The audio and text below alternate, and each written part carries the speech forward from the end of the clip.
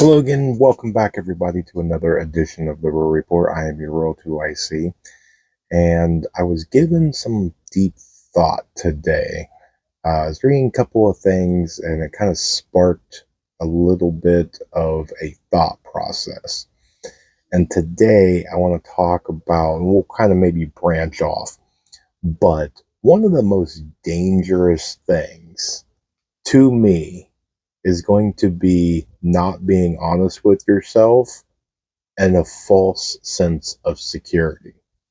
Now, when you get into prepping, when everything's brand new, when you really take that deep dive, depending on where you're at in this journey, it's extremely overwhelming. Think about it. Think about what event took place that got you started.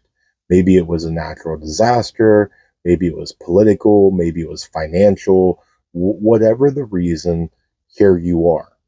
So, the big one is you start looking into everything. Well, I need food, I need water. You start realizing just how unprepared you was to deal with the situation that you just went through or that you might be going through.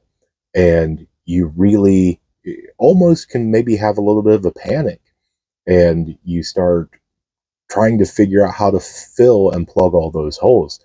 You need money, you need supplies, you need all the medical, you need all the training to go along with all those supplies and gear and tools and whatnot. And so you start amassing what you can. And then that brings into account. The first one is being honest with yourself. And these will both tie in together. So you have to be able to look at yourself when nobody's around, stare off into the mirror, look yourself right in the eyeball, and you have to take everything into account. If something was to happen, a really bad traumatic event actually goes on, can you, in a medical sense, can you stop the bleed? Can you give CPR? Can you do the things? Or did you watch a YouTube video, or you took a CPR class 10 years ago and that's probably good enough? There's a difference, at least in my opinion, in something is better than nothing and good enough. Now, sometimes some things are good enough. It is. It's, it'll get you by. It's good enough. There's better out there, but there's also a lot worse. But there's also something is better than nothing. Now, we've talked about this, and I think it comes into the perception. If we're not on the same page, you're perceiving it a little different, then yes, you're going to disagree. I can definitely see it. Or maybe you just overall disagree, which is totally fine as well.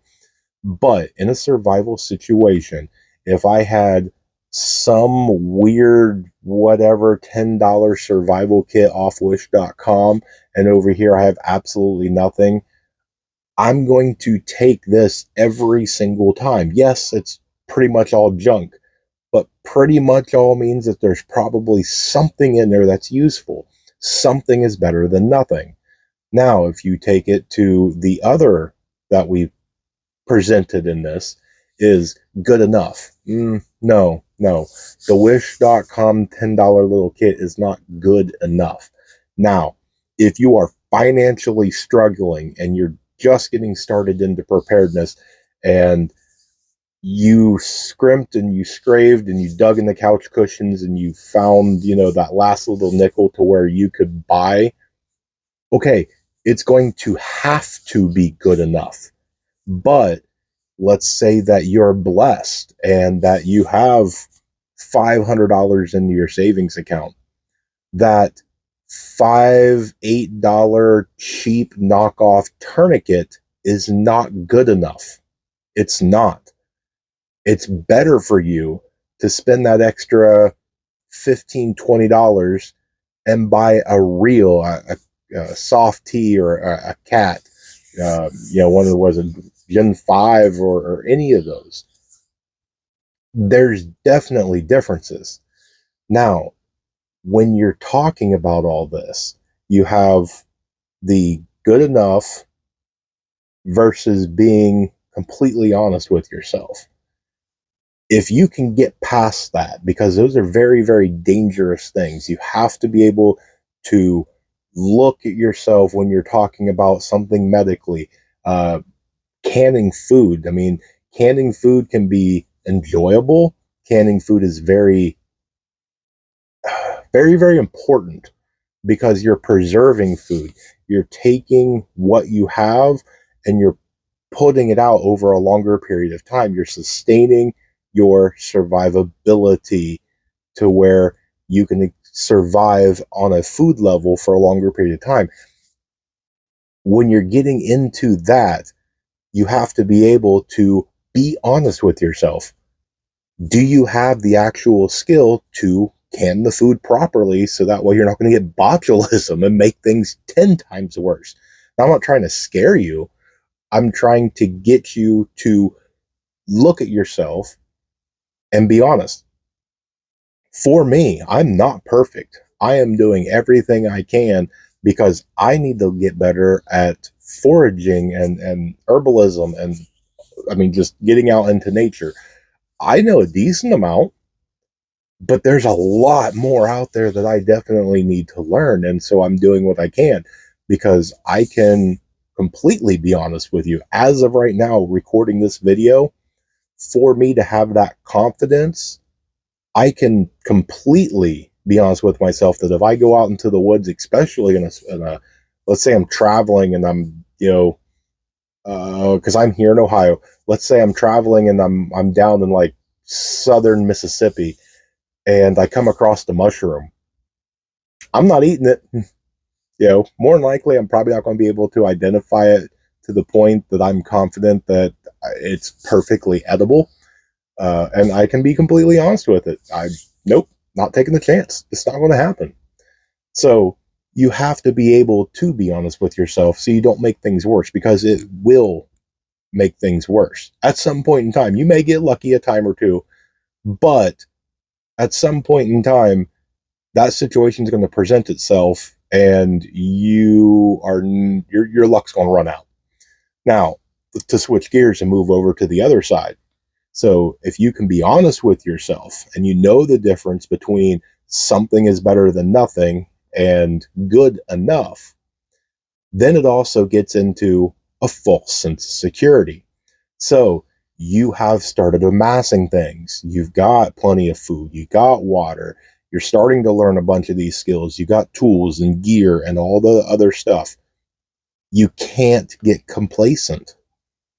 It prepping is not a wake up on a Saturday morning, empty out your 401k, hit all the sporting goods stores and the Sam's Clubs and Walmarts, and you're not going to come home, unpack some bags, take a deep breath, and go, "Cool, I'm done prepping." Doesn't work that way. Prepping is a lifestyle, and so you are constantly learning every single day. Now, you can't get overwhelmed. That's another dangerous one. I didn't have it down for putting it into this, but you have to take time for you. Prepping is one of the most common overlooked things when it comes to prepping is the prepping mentality. You have to be able to do what you need to do for yourself and or your family.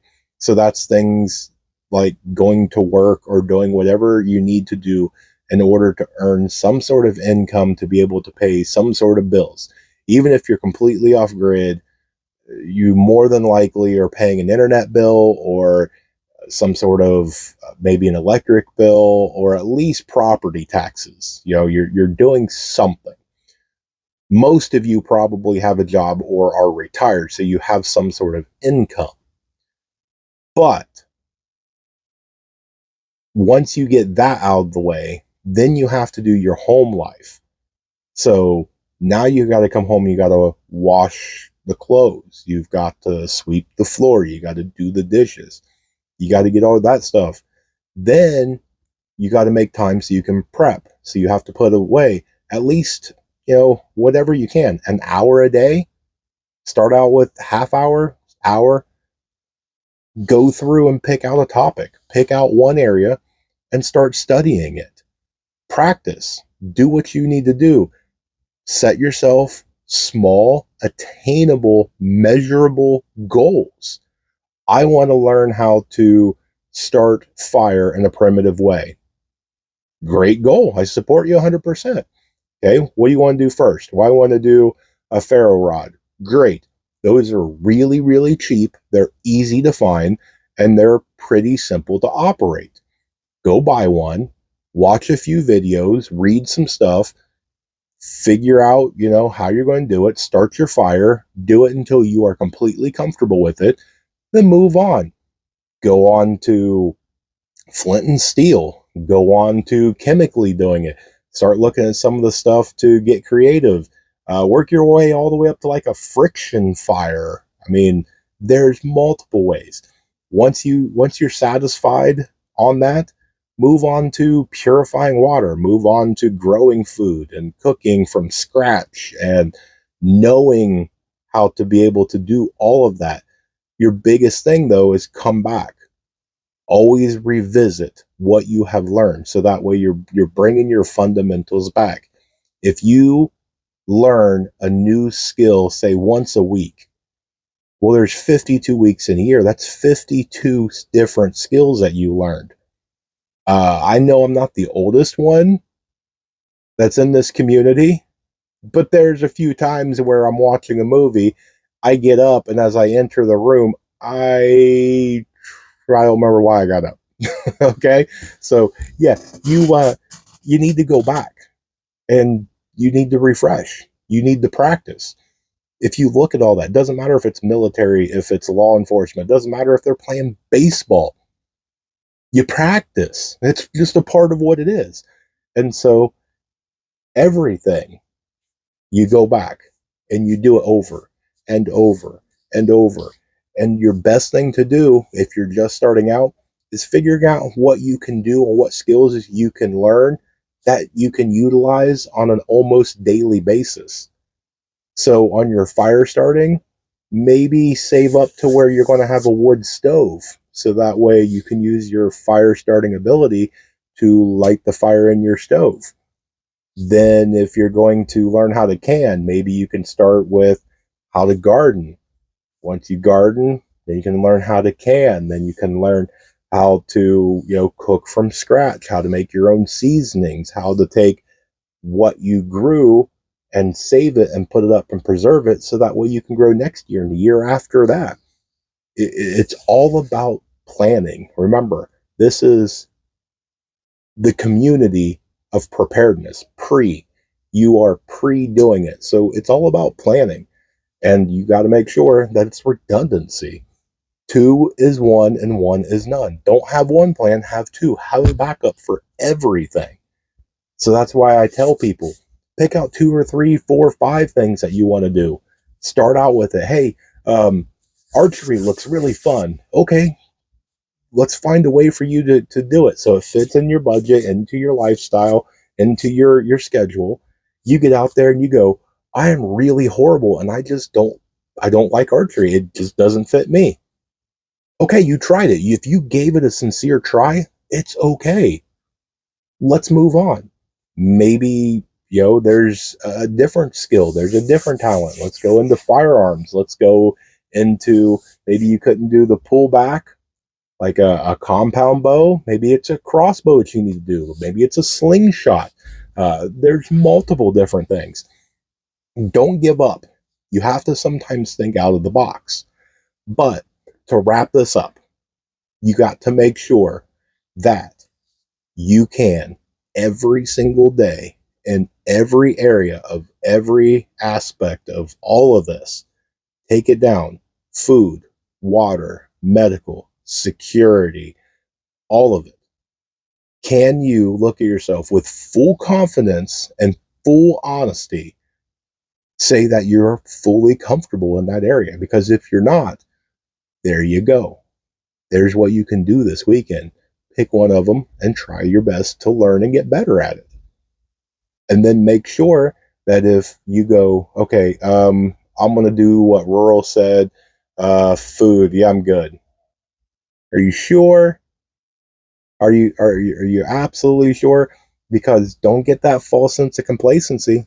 When's the last time that you rotated stock? When's the last time you took a visual just to make sure that maybe mice didn't get into something, or maybe that can that fell out of the car that you thought was okay but is in the back, is it really okay? Is something leaking? Did something break? Did you get ants? There's all sorts of different things. So make sure that you're humble. Humble is a very good thing when it comes to prepping. Don't get big headed. This isn't a place for ego. Confidence is one thing. I completely support you in your confidence as long as it's sincere and honest. Ego will get you killed real fast. So be honest with yourself. Don't get complacent.